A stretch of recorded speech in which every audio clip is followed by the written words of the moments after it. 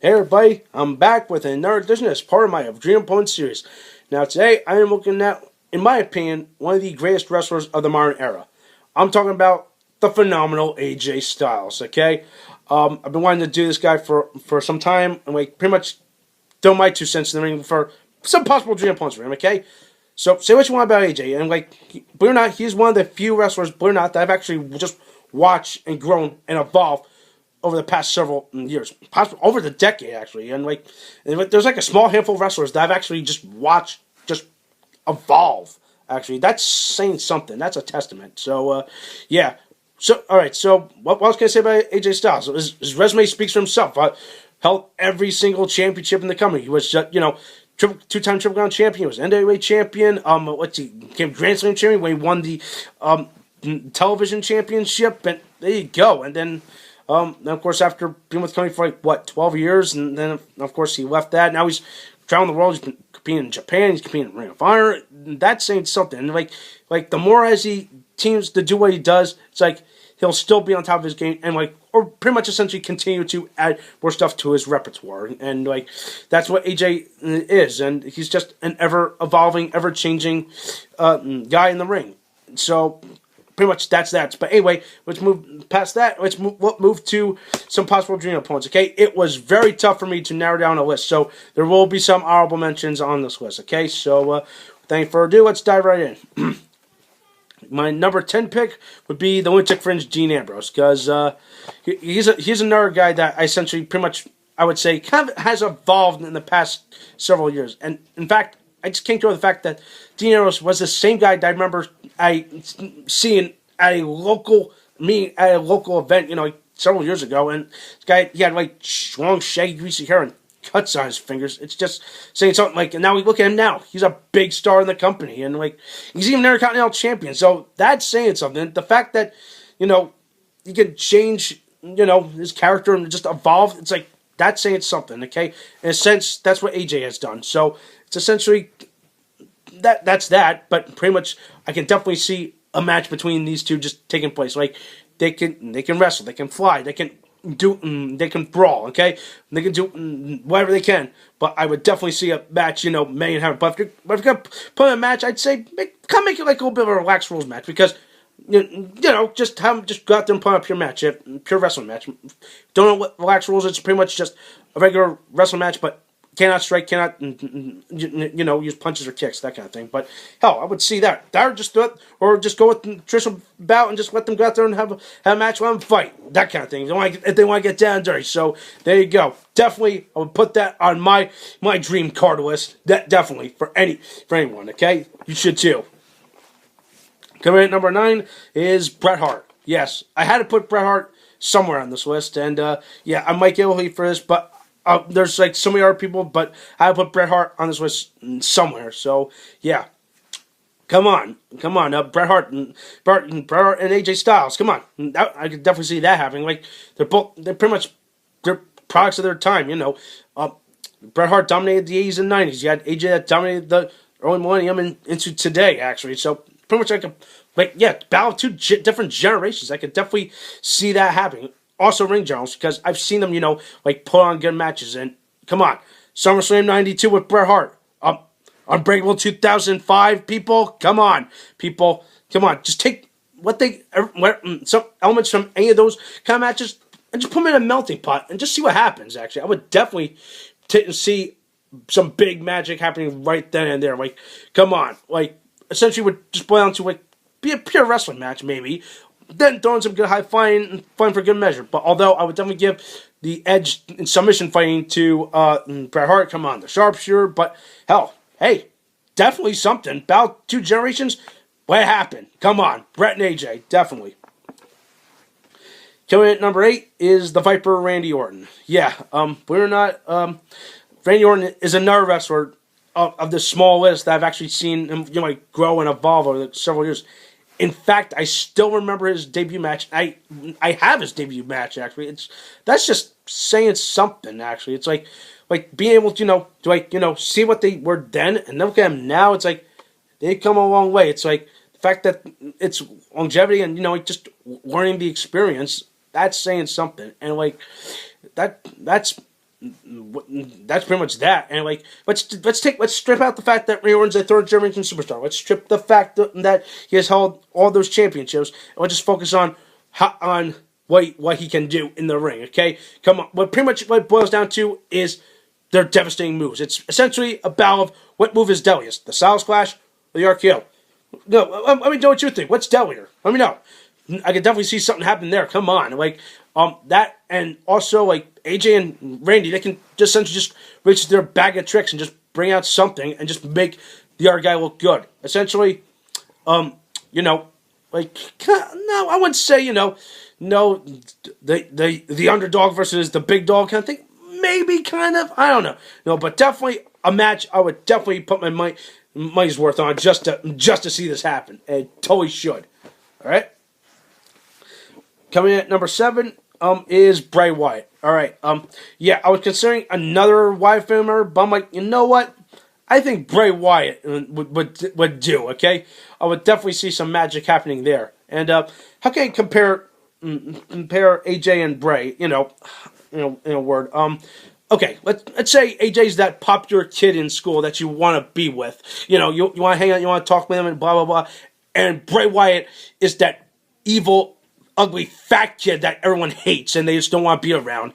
It's essentially like, I can definitely, that's how I compare this kind of situation. It's like oh, what, AJ's better man, and like everyone doesn't just doesn't want to be around Bray Wyatt because look how creepy he is. Come on, he's this evil Duck Dynasty character. That's all I can think of. But hey, he's very good on the mic. Come on, I've seen his mic work. I could totally picture some of the best mic work between him and AJ. It'd be like, hey Jay, you are nothing. Listen, you know who you're messing with? I am the Eater of Worlds. Come on, I will destroy you, AJ. That's the only thing I can do. So definitely there. But pretty much what it boils down to is how well they can play on the match, how well they can play on the story, and pretty much Styles Clash versus Sister Abigail, actually. So, and of course, Bray Wyatt, for a guy of his stature, he can really move throughout that ring. It's essentially, how can I put this? It's like, I feel like it would kind of be like an AJ versus Joe match, kind of like the little bigger, heavier guy against the much scrawnier, AJ. I don't know, but hell, hey, there you go. You got a good match, made in heaven right there. Coming in at number 6 is Chris Jericho. Oh yes, come on, the best in the world at what he does against the phenomenal one.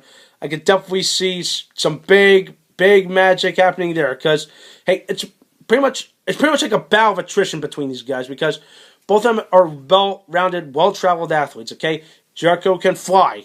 He can mat wrestle. He can put up a good fight. Okay, essentially, and AJ can do a bit of the same thing. It's pretty much like how I say this. They can lay the foundation. Okay, good match. Let's see. Let's try one up each other. Like, okay, can AJ one up Chris or can Chris one up AJ? There you go. Perfect foundation for a big dream match, and like pretty much like they can just work on up, try to outclass each other, and then just there you go. Bring it down to like, okay. Essentially, there you go. Perfect dream match. Definitely in the works. Book it, Dano. Definitely. Coming at number 5 is Dolph Ziggler. Why not? I have put Dolph Ziggler on this list. Like, just look at him. He's a natural in that ring. It's like he can move throughout the ring. He can sell his ass off. He can pull off. He can move. He's got a pure good talent there. And like what he can do there, I can definitely see him go into a match and against a guy of his what status of AJ Styles. I can definitely see some big magic happening there. It's like essentially like AJ can make Dolph look good, and Dolph should make AJ look good. It's essentially another battle of attrition, like who can make the other guy look good, kind of thing. And I think Dolph can probably pull it off against AJ, or Dolph can pull off against anyone because he's a natural. Natural against a phenomenal guy. There you go. That's all I get. Enough said there. Coming at number 4, Kofi Kingston. All right, now before I get all heat, okay, yeah, I know. Okay, he's a bad guy these days with the New Day. Okay, but of course I mentioned this in A. Guerrero's video, was that in a high flyer, I see a little bit of a Guerrero, and I've seen Kofi Kingston fly. Like, let's see, let's take out his New Day gimmick, and let's just focus on how well he can be in that ring, and how well he can navigate the ring, pull off a good match, and just there you go, just have a good time, and there you go. Kingston can do it, okay? Like, there you go, and like I said, I see a little bit of a Guerrero in him as well. It's like, come on. Come on, See, do you remember all those times that he can fly off the top rope with those high cross bodies? Oh my God, that's just saying something, man. Like, it's like he could come up with something innovative in a match, and just like they could just go with the flow, and there you go, another bout of attrition, pretty much. Yeah, that's what I'm feeling. But in my opinion, it's more of like a high flyer fray. Like, it's like, yeah, who's good high flyer? Is it Kingston or is it Styles? Don't know.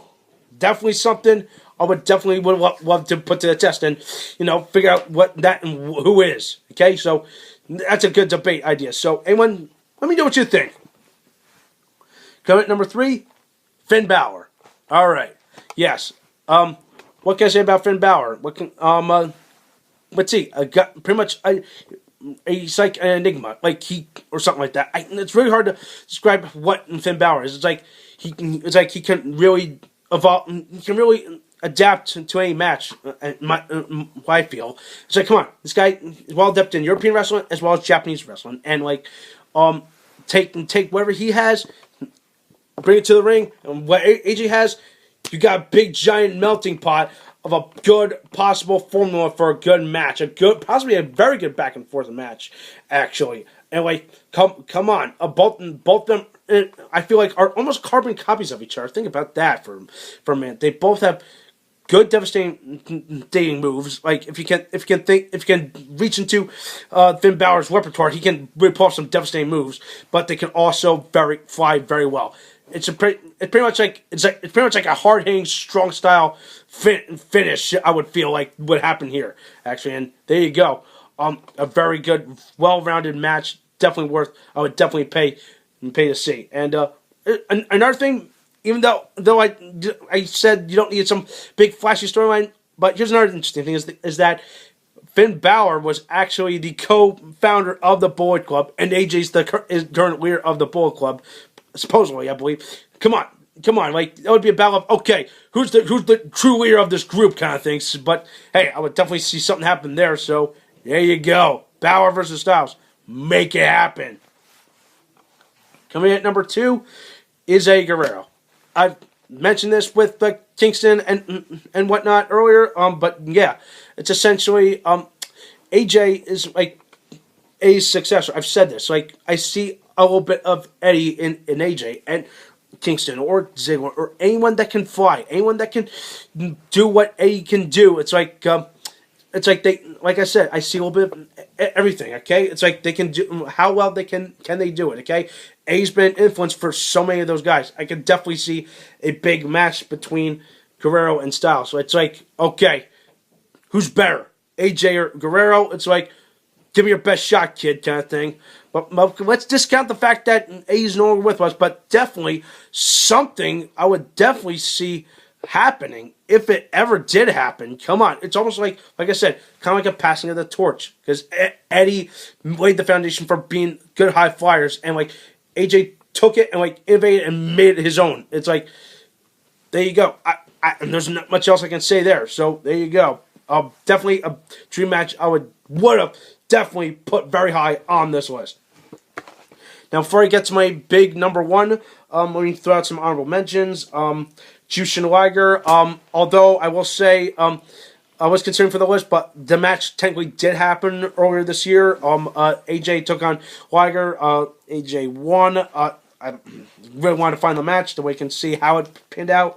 Luke Harper, that was the other Bret Wyatt family member I was thinking of, because I've seen AJ take on much bigger guys, like Matt Morgan, Abyss, and like him taking on a guy like Luke Harper. I would definitely see something happen there. Like what can AJ bring to the table against a guy that's much bigger than him, and a guy that can also pretty much move in that ring. Come on, I've seen him move. Like this guy can pull off a Hurricane Rana. I saw it happen. Look it up. I could definitely see that happen. Let's see, who else? Rich Swann, another guy, another big high flyer, another product of, next generation of high flyers kind of thing. They're passing the torch maybe, but that's that. So those are some honorable mentions, and now my number one would be Die Hard Eddie Edwards. Yes, okay, I put this on a big list of dream matches that I felt should happen, and here's the reason why, is that it's pretty much essentially a battle of Triple Crown winners or Grand Slam champion in AJ's case, and the fact that both them are high flyers, both them can ground game, they can do whatever they can, but although A. Edwards also can do martial arts. So imagine a hybrid fighter like AJ, like A. Edwards taking on a big high flyer and a pure talent like AJ. Take the best of both worlds and put them together. A definite good dream match. I would totally see happen. Okay, and like they were pretty much like the faces of their companies, at the time, like back when A. Edwards was in Ring of Honor, he was Die Hard A. Edwards. He was a guy, that pretty much like went to lengths, never say die attitude.